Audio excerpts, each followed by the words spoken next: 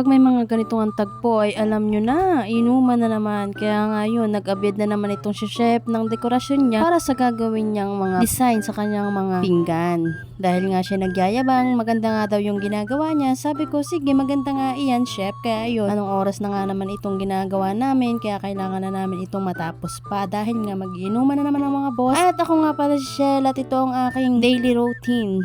Dahil nga ganito nga pala ang housekeeping sa Manila. Lagi nga pala kami nagagayak ng ganitong yelo dahil nga kakailanganin nga daw niya ito dahil ilalagay niya nga yung mga okra dyan sa yelo. And then nag-prepare na nga din si chef ng mga nag-design na nga si chef dito ng mga paa ng pato dahil nga ito ay favorite ng aming boss dahil lagi nga ito ang gusto niyang kainin. Pero meron nga ihahanda din sila chef dito ng pangmaramihang putahe dahil nga marami silang bisita, kailangan ng madamihang putahe dito. Ito nga pala ay manok, hipon, baboy, or baka at mga gulay na mahihilig sila sa gulay mga mare dahil nga yun pampahaba daw ng buhay. Char! Yun nga pala, nagde-decorate na yung isang chef dito dahil nga kailangan maganda daw yung presentasyon nila para nga naman magustuhan ng mga boss. And then ngayon kapatid kong ito ay naglilinis na itong mga gulay na ito kakailanganin. Tapos na nga pala akong maghugas dyan ng mga pinggan. At kakatapos ko lang maghugas, tinan nyo naman ang nangyari. Puro dayagin na naman or puro hugasin na naman. At tambak na nga ang basura nga namin dito dahil nga pag may inuman, ganito kadumi dito. And then sinimulan ko na nga ang paghuhugas dito ng mga plato, pinggan, or mga mangkok. And then pati sa tagtaran, pati doon sa mga malaking palayok pa yan, mga mare. Dito lamang pag may inuman ay walang tapos ang iyong paghuhugas dahil nga pag nagiinom ang mga boss natin ay pag nagkaroon ng mga